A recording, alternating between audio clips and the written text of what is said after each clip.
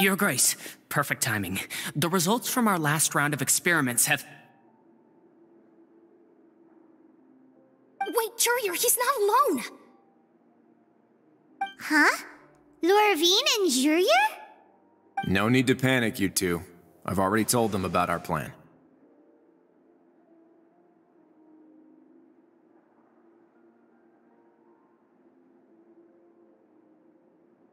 What? After you warned us not to tell a single soul about any of this? I'm skeptical as well. Are you sure they are trustworthy? The results speak for themselves, don't they? These two may already know more than you could ever imagine. All right then, if Your Grace insists. They seem harmless enough, so I'll trust them for now. How about some reintroductions? This is Jurier, one of the highest-ranked researchers from the Fontaine Research Institute. He used to work under Edwin. I trust that you've heard of Edwin? He's the one who blew the whole institute sky high. Everyone knew he was a bit crooked in the head, but you're not local, so I guess it's possible for you not to have heard of him. Edwin's main areas of research were archaeum and gravimeters. As his assistant, Jurier is quite familiar with them as well. I hired him to be my technical consultant. You want to blow up the Fortress of Meripede? Ah, what a lovely idea. I'm already imagining it in my head. Gotta admit, I'm tempted as well.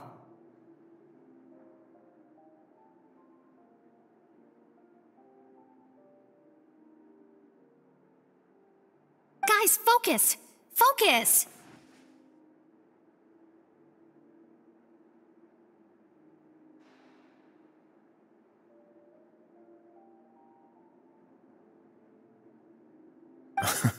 That taskmaster over there is Miss Lorvine, and is also one of my technical consultants. While Jurier used to be Edwin's assistant, she used to be Jurier's assistant. Ooh, are they together?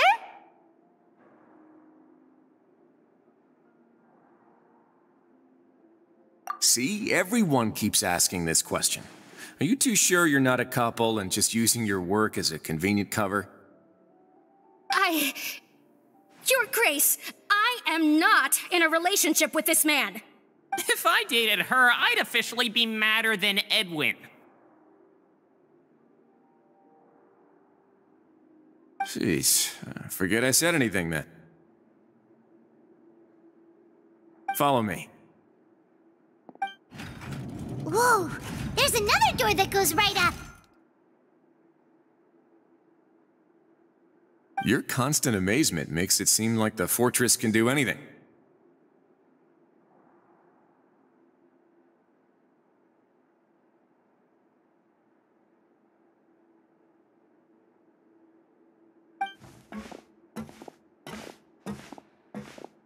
But Paimon really thinks everything's super cool.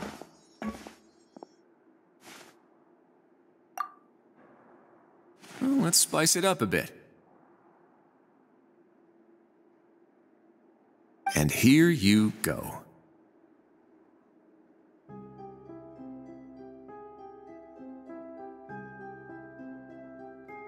What a huge ship?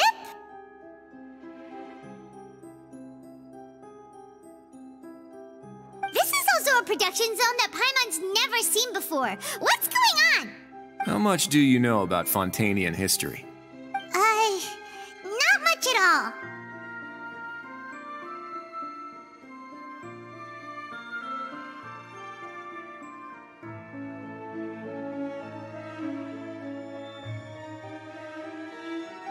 Well, then maybe you haven't heard the story of ancient Lemuria. To give you a quick rundown, Fontaine used to be ruled by the Lemurian dynasty. According to legend, the Lemurian king Remus came to this land after being inspired by divine revelation and found the seer Sibila, who had taken on the form of a golden bee. Taking the golden bee with him and riding on a huge ship, the Fortuna, he created his nation above the surging waves. He called his nation Lemuria, and used the Fortuna to incessantly search for new tribes and islands, calling on them to join his empire. There's a ship in this story too? Where there's water, there'll be ships. People believe that hope can always be found at the end of a voyage. Do you believe that too? To a point, I think. As you've already seen, I have a whole factory's worth of labor, materials, and technology at my disposal.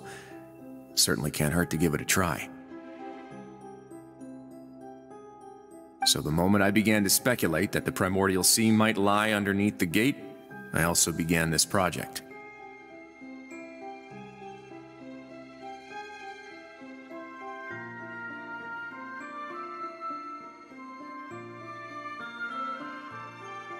Were you inspired by the legendary Fortuna?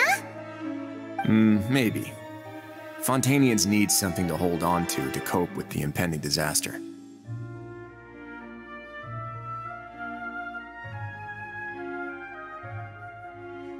Were the workers to find out the truth behind this ship, riots would destroy the fortress faster than any catastrophe. As the fortress's administrator, I'd never make such a reckless call. Alright, that's enough talking for now. I'll need another 3 cups of tea to soothe my throat. Do you have any other questions?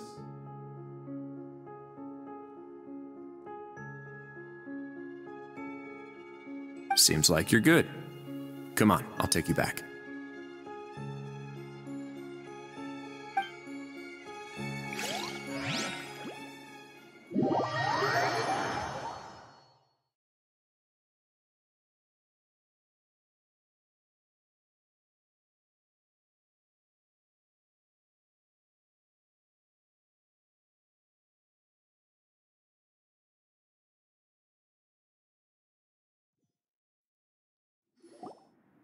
I'll leave you here for now.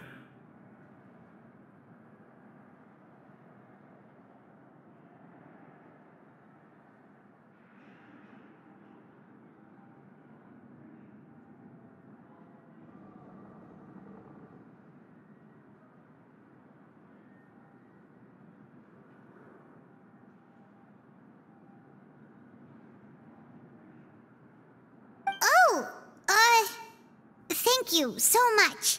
No worries. But don't forget, it's up to you whether or not you want to share what you just saw. What you do from here on out will likely affect those 3 as well.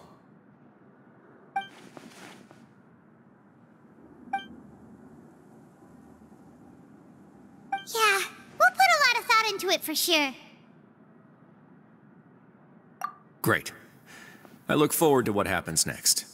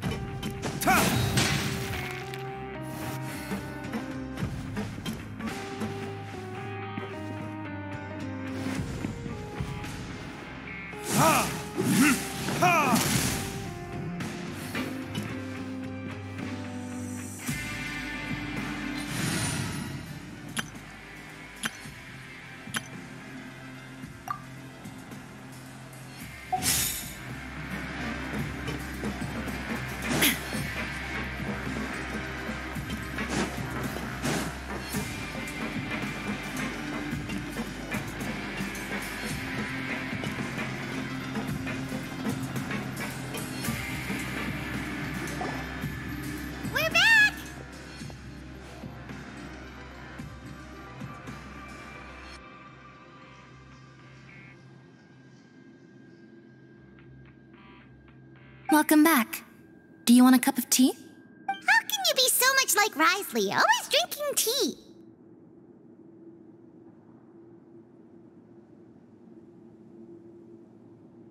Huh. Actually, now that you mention it, I just remembered something now.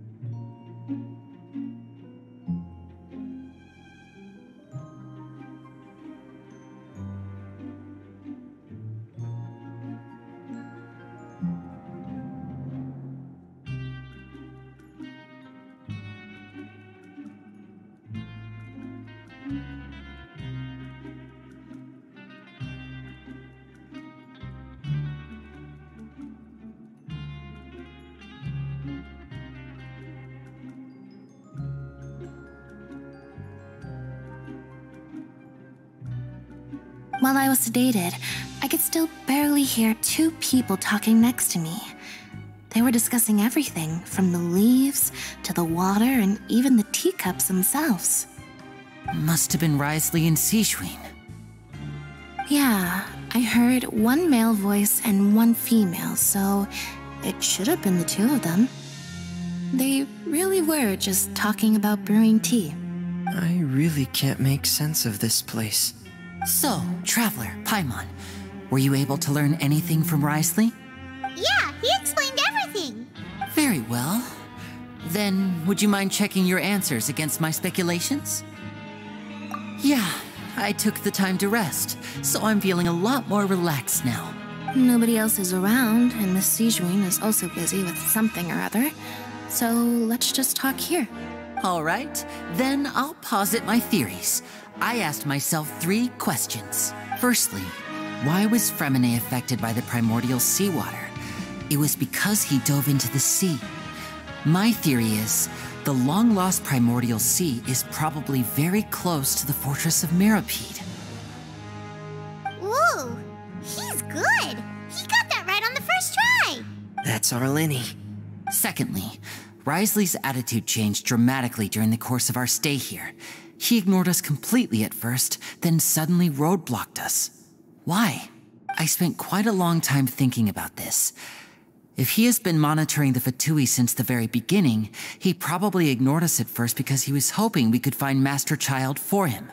What's more, the Fortress of Meripede is not part of Fontaine's court system, nor does it report to Udex Nervulet. Wriothesley is basically the king of a no-man's land.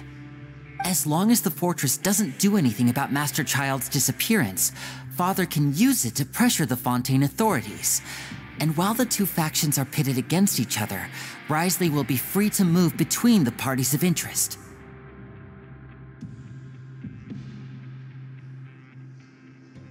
If I had to guess, he probably has something that he's working on himself.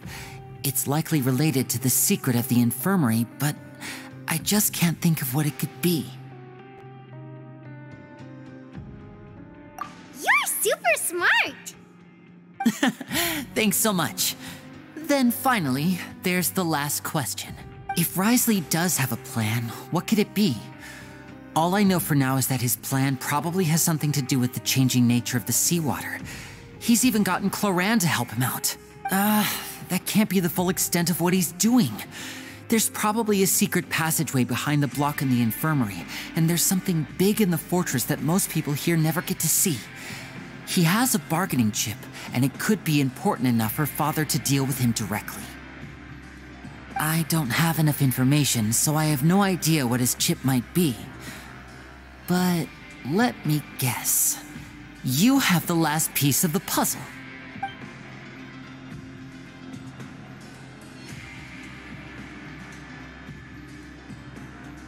I can't believe it.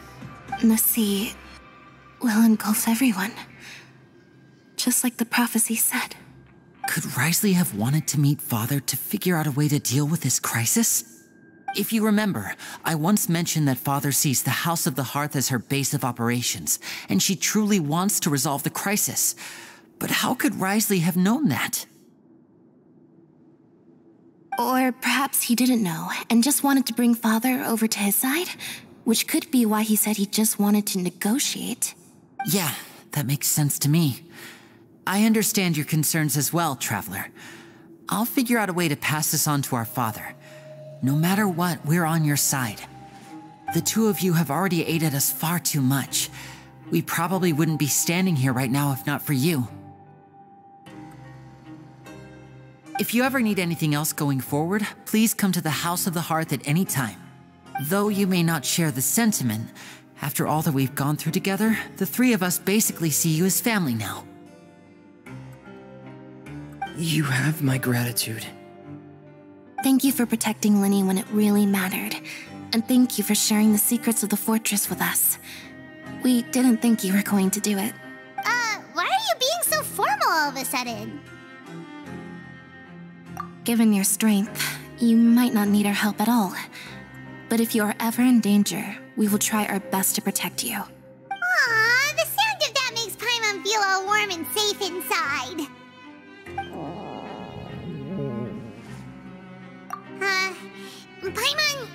Paimon's hungry. Oh, you've done so much already. Go get some food. Alright, then we'll catch you guys another time.